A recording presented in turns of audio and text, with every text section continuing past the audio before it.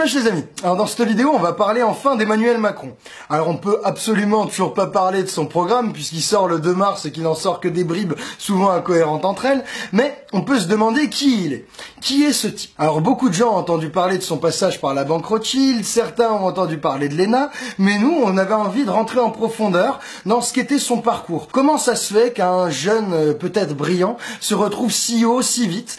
Par quels espaces s'est-il passé? Qui a-t-il rencontré pour avoir le parcours brillant qui en fait un favori à l'élection présidentielle à seulement 39 ans et sans aucun parti politique? Bon bah alors, le parcours d'Emmanuel Macron commence à l'ENA. C'est l'école nationale d'administration qui forme les élites françaises.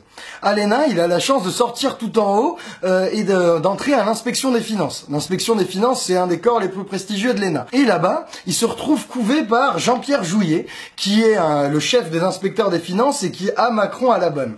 Jean-Pierre Jouyet, c'est un type qui était de toutes les alternances depuis les années 90. Il était au cabinet de Delors pour piloter la mise en œuvre du traité de Maastricht. Il a été au cabinet de Jospin pour piloter l'entrée de la France dans l'euro. Il a été ministre des Affaires européenne sous Sarkozy pour bien négocier les déficits budgétaires, la crise, tout ça.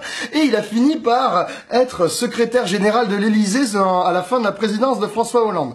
Donc c'est un mec qui est central dans tous les réseaux de pouvoir, qui a accueilli Macron et qui l'a formé. Alors ce mec-là, qui est partout dans tous les gouvernements politiques depuis 20 ans, il a envoyé ce jeune inspecteur des finances, qui avait rien de particulier par rapport aux autres, dans la commission Attali. La commission Attali, qu'est-ce que c'est? C'est un truc qu'a nommé Sarko en 2008 pour réunir tous les grands patrons du CAC 40, toutes les têtes pensantes de l'économie bien intégrée et formuler des recommandations de politique économique. Et Emmanuel Macron, il se retrouve rapporteur de cette commission. Et donc il a rencontré plein de monde. C'est là qu'il a rencontré Serge Weinberg, qu'il a fait entrer à la banque Rothschild. C'est aussi là qu'il a rencontré le PDG de Nestlé. Et c'est avec Nestlé que, à la banque Rothschild, Emmanuel Macron a réalisé sa plus grande opération de fusion-acquisition. Et c'est comme ça qu'il est devenu millionnaire.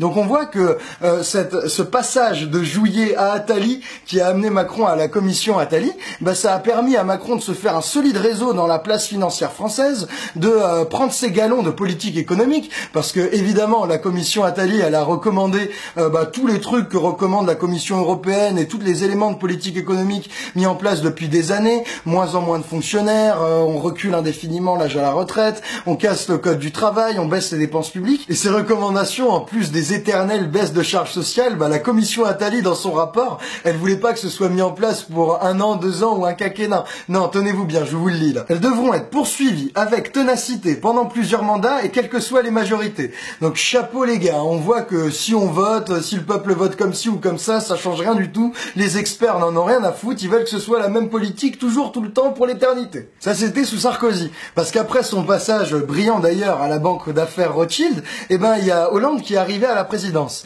Et là, Jean-Pierre Jouyet, grand ami de François Hollande, et Jacques Attali se sont rappelés que le brave Emmanuel pouvait être un super candidat pour assister le président Hollande. Et donc Hollande l'a nommé secrétaire général adjoint de l'Élysée.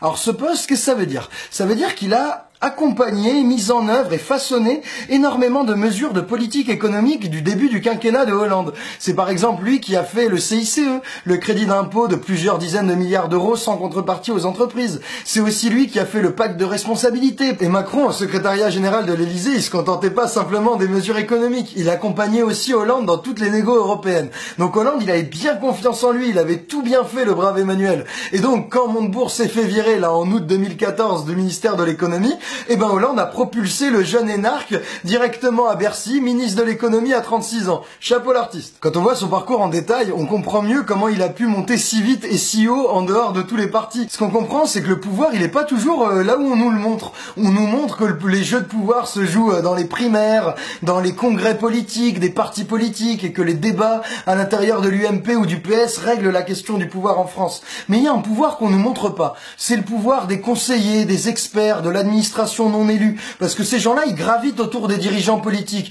de droite ou de gauche, quelles que soient les majorités, et ils leur proposent à chaque fois les mêmes politiques, les mêmes recommandations de politique économique. Et ce pouvoir des coulisses, ce pouvoir caché qu'on nous montre pas, Emmanuel Macron, il le connaît très bien, il en est directement issu. Il est allé directement dans les instances du pouvoir, là où ça compte, à l'inspection des finances, au secrétariat de l'Élysée, dans toutes les commissions où s'élaborent les politiques économiques via les deux mentors Jouyet et Attali, et donc il a squeezé poser la case élection parti politique. Et c'est ça qui fait sa force. C'est que comme on l'a pas vu tremper dans 1000 magouilles, comme on voit sa gueule à la télé uniquement depuis 3 ans, eh ben on peut construire une image complètement nouvelle, fraîche, de renouveau, alors qu'il n'y a pas plus insider, qu'il n'y a pas plus coutumier du vrai pouvoir, le vrai pouvoir technocratique qu'Emmanuel Macron. C'était en somme le candidat idéal pour nous arnaquer à cette élection présidentielle. Nous, il nous reste qu'un seul moyen pour lutter contre cette arnaque, c'est de faire passer le message pour lutter contre cette supercherie. Puis bon, on se revoit vite pour dégonfler son programme parce qu'à mon avis, il y aura beaucoup à dire. Ciao les copains!